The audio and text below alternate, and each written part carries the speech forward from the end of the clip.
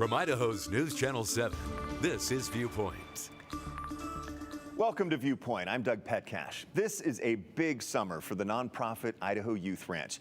The organization is getting ready to open its brand new multi-million-dollar residential center for healing and resilience on its Canyon County campus. The Idaho Youth Ranch serves kids across the state who need mental and behavioral health services. The residential center will provide long-term therapy and education for dozens of Idaho youths between the ages of 11 and 17 every year who have experienced forms of trauma in their past. We'll delve more into the center's services and mission a little bit later. But it's a major example of what the Youth Ranch's well-known thrift stores fund by selling donations made by people like you. That fundraising took a major hit a little over a year ago. On July 18th of 2022, flames engulfed the nonprofit's main distribution center in Boise. The fire destroyed everything in the center's outside yard, and smoke damaged everything inside the warehouse. Because of all the damage, all the water used to fight the flames, and having to move items from the area where the fire started, investigators were not able to pinpoint a cause. They ruled it undetermined. 360 days after the devastating fire, the community came together on the one-year anniversary to commemorate the Idaho Youth Ranch's resilience and look at the progress they've made with rebuilding. News Channel 7's Jude Binkley was there. It was a normal day. July 18th, 2022. Up until about 1:47 in the afternoon. And then things got really crazy. When flames erupted at the Idaho Youth Ranch's distribution center in Boise, drawing a response from more than 100 firefighters. So it gave us hope. But at the same time, we were watching a massive fire and wondering how are we gonna get through this. An 11,000 square foot storage building collapsed. So there's a whole building missing. And smoke damaged everything inside the warehouse. All of the clothing, everything that was in our antique area, all of our online sales, our books, all of that were determined to be a total loss. A lot can change in just 1 year. The scorched sides of the distribution center serve as a reminder of that day and as a reminder of the Idaho Youth Ranch's resilience. That was a significant effort to keep every one of our staff employed, to redeploy them in the stores, and then when Interfaith Sanctuary stepped forward and allowed us to use their building as a temporary distribution center, that was a significant piece of this. The building that's behind me and the rest of this campus wouldn't be standing if they hadn't come here and fought so mightily. The community and Youth Ranch employees gathered on the anniversary of the fire to reflect on the past year. And our staff have had to retool our processes and try to get us more efficient. The communities have been patient as we haven't been able to take as many donations and have had different hours. And we're really roaring back now. And while the 130 plus staff members are back working inside the warehouse, the rebuild of the building is really hard to predict. And inside the warehouse, they've been making adaptations and upgrading all their fire systems. Because of the fire, there have been a number of code upgrades and things that we're having to change with our facilities. And so we're still working on that internally. A lot can change in just 1 year. The staff have had to go through a lot of challenges, moving to different work locations, even taking on different jobs temporarily. But some things stay the same. It's that support from each other and also trust that the organization is doing everything it can to keep us focused on the mission that's really helped us the last year. And as I mentioned, the Youth Ranch thrift store operations were hit hard by the fire because tons and tons of donated items that would have been sold were lost. Joining me now to talk about the impacts of the fire and the recovery efforts is Idaho Youth Ranch Vice President of Marketing and Communications, Jeff Myers. Jeff, thanks for being here today. Thank you for having me. So what is the biggest thing that stands out in your mind when you think back to that day, July 18th of last year? The response of the community. It was just overwhelming how people came out to support. The phones rang once we had them again. Emails came in. People wanted to know how they could help. It was super inspiring to just see how much love there was in the community for the work of the Youth Ranch. How crazy was that morning? It was crazy. People had to adapt, and it was in the follow-up after that that event took place. Everybody was dispersed in different places, and so just communication, all the normal things you take for granted, just weren't there. What were the first few minutes like when the fire broke out and then the word started to spread? Yeah, so the one of the things that we were really proud of is that the staff very quickly, in an orderly way, evacuated all the buildings, and so we didn't have any concerns there. Assembled, and so once we knew everybody was safe, then it was kind of like, okay, now what's going to be next? Yeah. So what is the status of rebuilding the outside and fixing the wall of the warehouse that we saw that's still scorched? Yeah, so we had hoped, and I think a lot of times you think things will happen a lot more quickly than they end up doing. We're still working with the insurance company. We have designs in place to replace what was destroyed outside, but we're not in a place in that process where we can begin any of that work. So unfortunately, the impact of that is ongoing for us from an organizational standpoint. We're not nearly as efficient as we used to be, so there's a significant ongoing financial hit from that. When I talked to Scott Curtis on the first day there, right after the fire, he estimated, he was ballparking, it was a couple $1 million worth of stuff that was destroyed. And that included the smoke that got into the warehouse, and everything in there had to be thrown out as well. Yes. So what's the situation in the warehouse right now in terms of capacity, and how's that filling back up? So we're able to use the warehouse now, but because of some of the upgrades and things that Scott mentioned that needed to be done, we're really still at a limited level of being able to use that in an efficient fashion. And so, but we still, it takes a long time to build up the amount of inventory that you need, so we're still way below where we really need to be. And so what's it going to take to get there? Just time and donations? Time, and then just the continued support of the community with their donations. Great example, so we have an online bookstore through Amazon. So in addition to the books in our store, we had over 70,000 books in our warehouse that were listed on sale in Amazon. So it takes a lot of community donations to build that back up. And so that's just one example of the many things that just take time. So where does the distribution system then stand at this point? And what are you doing with all of the donated items? Yeah, so we're able to process donated items. Just takes a little more time than it should. And what we're really doing is encouraging the community to keep donating, particularly the things, if you have some great used furniture, that can have a big impact right away. The clothing, books, all of those things, when you donate to the stores, can have a big impact for us right now. And so I was going to ask, what, and you kind of look for donations also based on the time of year. I realize we're in the heat of the summer, we got 100-degree temperatures, but are you looking now towards like the fall and winter donations as well? Yeah, because we normally come in another month here, we'll start beginning to change out the clothes in our stores, and we normally have a long period to build up that inventory of fall and winter clothes, boots, etc. And most of the year that we would have done that, we didn't have the capacity to really build that inventory up. So those kind of donations now would be super helpful. And are the stores, I think there's 24 of them, right? Yes. Are they pretty well stocked? Yeah, the stores are stocked, and so we're just encouraging folks to get back in the habit now of going out and shopping. Things like shopping, donating, like that can make a huge difference for us. Yeah, the donations is one part of it, but then the thrift stores, how big of a chunk of your fundraising are the thrift stores? So it varies year to year, but normally it's about a third of our fundraising, our funding comes from the income from the thrift stores. So when those are down, it has a huge impact on us, and so we have to rely much more right now on gifts from individuals and businesses, financial gifts to support the organization. And you have the 24 stores are all over the state, right? Yep, from Coeur d'Alene to Idaho Falls.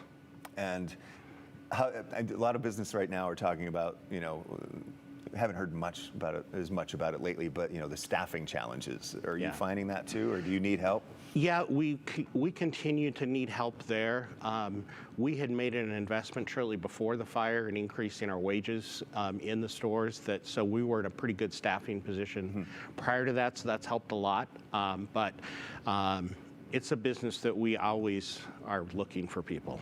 Yeah, and those 130 people that we mentioned who worked, in or in conjunction with the distribution center, they never had to take any time off, did they? No, they were able to either be redeployed to work in a store until we had a warehouse space to work in from Interfaith.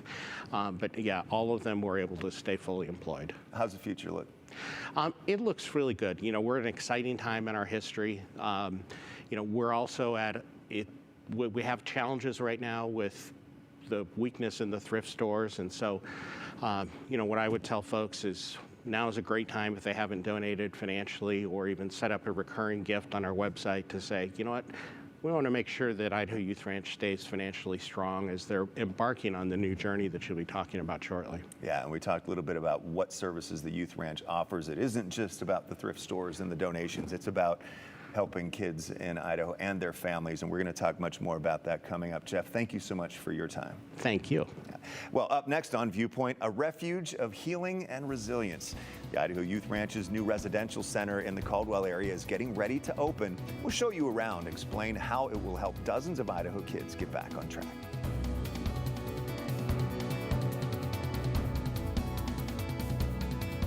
If your garage has become a breeding ground for bugs and pests, it's time to call A1 Garage Door Service. Replacing the bottom rubber on your garage door can have a huge impact on the number of bugs you see. Keep those creepy crawlers outside by calling A1 Garage Door Service today. This summer, happiness is a new Chevy. You can go farther, tow more, and bring along everyone you love. Your road to happiness begins in a new Chevy. Get 1.9% financing on all 2023 Silverado 1500 Crew Cab LT Turbo Max pickups, or get $6,750 total value when you trade in an eligible vehicle. See your Treasure Valley Chevy dealers today. So, DirecTV fumbled your Sunday football? Time to scoop and score with Dish. Save money and get better TV with more football from A+ Satellite, your Dish Premier local retailer. Enjoy all your games in one place on one remote control with YouTube and Prime built in. Plus, for a limited time, get a $300 prepaid card when you switch from DirecTV to Dish. A+ Satellite offers local customer service for a hassle-free switch. Call A+ Satellite today or visit our showroom at Fairview and Eagle behind Krispy Kreme. Dear road rivals, you may have 4 wheels, headlights, and a similar build, but our resemblance ends right there. You see, the Camry's been named best-selling car in America. But cheer up, wannabe twinsies. If you try harder, maybe you can catch up. Later, Toyota.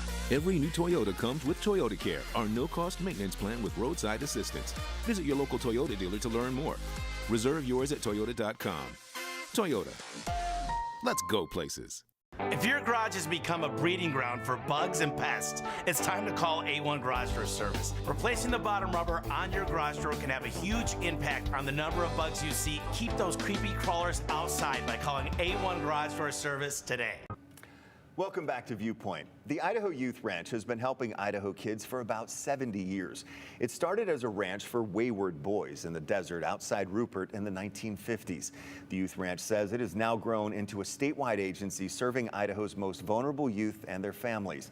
And it's now about to enter a new era of carrying out that mission. The brand new residential center for healing and resilience in Canyon County will begin accepting young clients in August. The grand opening is August 10th. The nonprofit serves kids across the state who need mental and behavioral health services. The residential center will provide long-term therapy and education for dozens of Idaho kids between the ages of 11 and 17 every year who have experienced forms of trauma in their past. The Idaho Youth Ranch raised $35 million in mostly private funding to build it. It also got some funding from the Idaho Department of Health and Welfare. The 258-acre setting includes 2 residential halls, a wellness center, a dining and recreation hall, an education center, and a welcome center for families. The Youth Ranch says the kids will be supported with 24-hour nursing, psychiatric care, therapy, and a year-round school. Joining me now to talk about the new residential center and its mission are Executive Director Deborah Imbrogno and Medical Director Dr. Spencer Merrick. Thank you both for being here today. Thank you for having us. Really glad to be here. Deborah, first of all, just how exciting is it to get to this point after all the years of work leading up to the opening of the facility? It is really exciting to be at this stage that we're actually getting ready to open.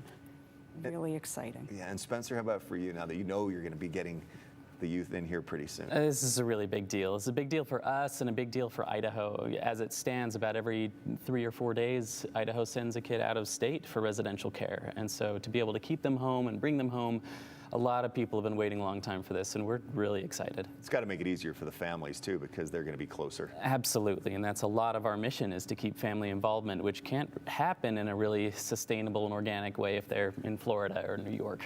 And Deborah, so who are the kids who will be coming here to receive treatment, to receive help, and what kinds of things are they dealing with? So the youth that we will be working with are 11 to 17 years old, and they've attempted to receive services at other levels of care, and it just hasn't worked for them. So when they come to us, we're going to be working with them in a very intensive therapeutic manner. And Spencer, what kinds of things have they dealt with? They'll be coming from a lot of different backgrounds. A lot of the kids that we're working with will have experienced a lot of trauma of various types, a lot of verbal, emotional, physical abuse or neglect, and some without trauma, but with a lot of just underlying depression and anxiety, other behaviors that just haven't been able to be managed safely at home. And these are kids that need extra support that can't be provided with routine therapy. And Deborah, why is this so important to have this in Idaho? It's so important because to do the family work, the youth need to be here, right? That's where the magic happens, when we're working with the families as partners and they're present, they're engaged. So important. And Spencer, do you see it the same way too? It's that, collaboration, the whole family thing? Yes, and it's something that we are working through programming from the get-go to involve families, even before the kids enter our facility and well beyond, that we are working side by side with families as partners in this process, even if a lot of the dynamics going on that have brought them here are related to their family or maybe some difficulties they've had at home. That is something we endeavor to work through together, and always viewing families as the allies. They are going to be the people caring for these kids at home. People who have been in Idaho for a long time know the Youth Ranch as that place where the youths could go to get therapy with horses, the equine therapy at the ranch outside of Rupert. What kinds of services do you offer now in therapies and treatments? We will continue to do that. Equine-assisted therapy on the campus in Caldwell? On the campus in Caldwell as well.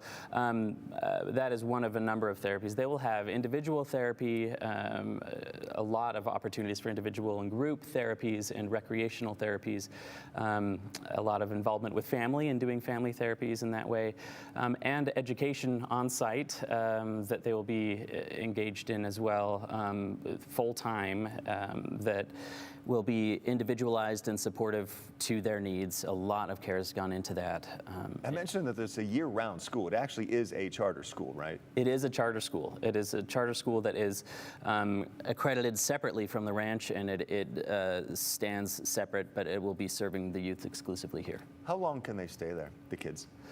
There's no hard cutoff time limit. We anticipate that the kids will be there for 6 to 9 months, and there will be some youths who will be there for significantly less than that, and some that will be there for longer than that, depending on what's going on. Deborah, you're kind of going to build on the numbers as you go. I believe the first youths will be coming in on August 15th, and what's your plan for the numbers that you'll be serving? So our plan is to admit 8 youth each month. So that way we work up to having 64 youth. Is that the capacity? It is.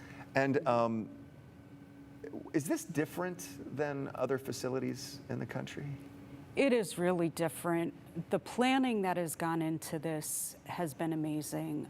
Looking at creating a really home-like environment for our youth is very, very different. Even when you just come onto the campus and you see the setup, it's pretty amazing. There are not cinder blocks, right? There's a lot of light. So looking at that as you walk through, even the hallways in the school are just much wider than typical hallways. You can cross a stream as you go through the Youth Ranch sign as well. And is that kind of that peacefulness, that ruralness about it key to the plan of helping? It really is, and a lot of work has gone into hearing youth voices on this in what they want out of these centers, and a lot of focus groups with kids who have been in residential treatment centers to see what maybe went well and what didn't go well, and that is just having an opportunity to be separate in a peaceful environment that just feels home-like is so critical, and everything from just the way that the rooms are set up, the way that the hallways are set up, they're wide hallways, and the rooms are individual rooms so they don't have roommates, which is actually, for anybody in residential care, it's a big deal, and it's not very common that that's the case, and it really creates much more privacy and a sense of them being able to be themselves and have that break. They have their own space. Have their own space. Well, let's talk about the spaces out on the 258-acre campus, the Residential Center for Healing and Resilience. Now, either of you feel free to jump in, but let's start with the video of the main building. I guess this would be kind of the welcome center. Deborah, what is going to be there? What will be there is we are meeting and greeting our families often for the first time. So this is where the journey begins for our families when they come into this building. So that's what that looks like, yeah. Yeah, and it's as you walk in, it's already a welcoming environment. We've got a large mural that welcomes you, that is a local artist who's donated their work to the facility. That's a trailhead indicative of just the beginning of the journey that they're starting, and it's all part of this journey metaphor, and that welcome center being a really calm environment as they're entering what may be a scary transition in their life. And now it's always important to eat well. And the kitchen looks like it's going to be state of the art. So these kids are going to get good nutrition. How state of the art is the kitchen at the facility? It is brand new. So everything that's happening is amazing. And we also have a kitchen to the side that is a teaching kitchen for our youth as well. Oh, really? We do. That's pretty cool. And Spencer, also there's the gym. I guess it's a combo recreation hall dining center, right? It's adjacent to the dining center, yes. Yeah. What's going to be in the gym? The kids will be doing a lot of recreational therapy. Anybody who's in the world of mental health or has struggled with mental health themselves knows that you got to get moving, and we've got to have that be a part of treatment. And so there's a lot of opportunities for the youths, all just playing basketball together, playing a lot of indoor sports, and doing things like yoga. We're doing a lot of talk about incorporating other therapies in there, even things like kickboxing or other things that we're able to bring in to that large space. And outside of that, there's a lot of opportunities for recreation outside that building as well, depending on weather. And Deborah, finally, there is also the residential halls. You talked a little bit about that, and Spencer did as well, as far as what they're going to offer. And we have some video to show of what those are looking like as well. What makes them different? So again, the attention to detail around color, just how the space is happening. When you're going down a hallway, it's not just a straight hallway, which is really neat. And I think having the individual rooms is so important around trauma-informed care. Having a safe space for our young people is really, really important. Do you want to add more onto that? Yeah, and place being built into those centers where youths can go in voluntarily. They're not rooms that you lock. They're rooms that a kid can go into to calm down, that has any number of sensory items or fidgets or just ways to de-stress and meditate and calm down. We're really trying to encourage youths to learn how to cope with things in a way that's healthy, and always encouraging taking a break and providing the space for that. And Deborah, finally, you're ramping up the number of students or the clients, kids who will be coming in, but you're also looking to ramp up your staffing, and you're hiring now. What do people need to know if they're interested maybe in getting a job there? Well, please go to youthranch.org. That's the first step. And also we're having an open house August 24th. So we would love to see. And what kind of positions are you looking for? We are looking for therapists. We are looking for nurses. We are looking for youth care providers. And Spencer, how do you feel about how everything's coming together? Everything is looking, I mean, we're down to the wire, but we're on track, and we're excited about what we have going so far. But we do still need, more people in those positions. We're looking for more nurses and more youth care providers, especially as this is an ongoing hiring process as we ramp up the youths. And so that's our biggest need right now. Congratulations on getting to this point in the process. Thank you. August 10th, the grand opening of the new Idaho Youth Ranch Residential Center for Healing and Resilience. Thank you both for being here today to talk about the mission and what it's going to offer. Thank you, Doug. You're welcome. Well, still ahead, something completely different. How about some penguin pandemonium at Zoo Boise?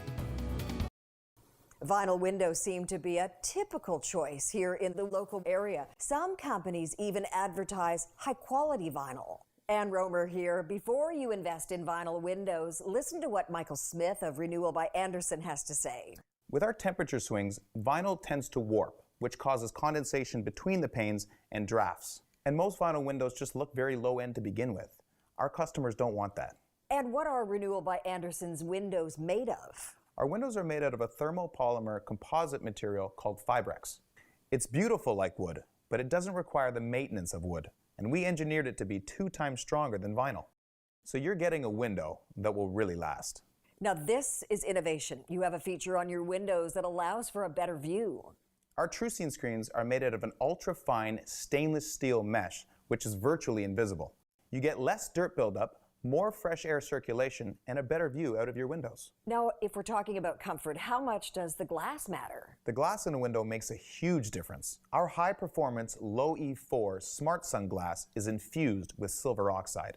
It's engineered to help keep the cold air outside in the winter and keep the warm air outside in the summer. It also blocks 95% of the harmful UV rays that fade your furniture and your hardwood floors. Well, that's impressive, Michael. Thank you.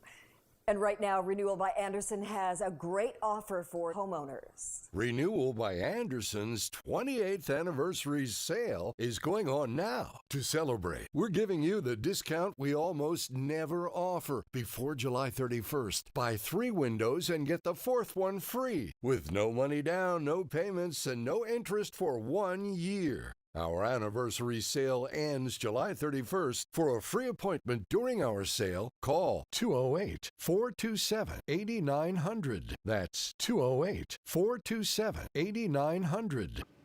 Finally today, I just wanted to do something a little fun to leave you with a smile on your face. I mean, come on, does anyone not love penguins?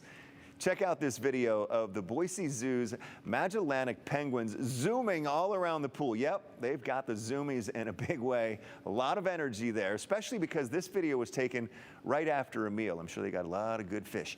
Well, swimming after eating is not recommended for people, but I guess it's fine with penguins. They are certainly burning some calories. They have the zoomies. That's all of our time for this week's Viewpoint. Thank you so much for watching. I'm Doug Petcash. I hope you have a great Sunday.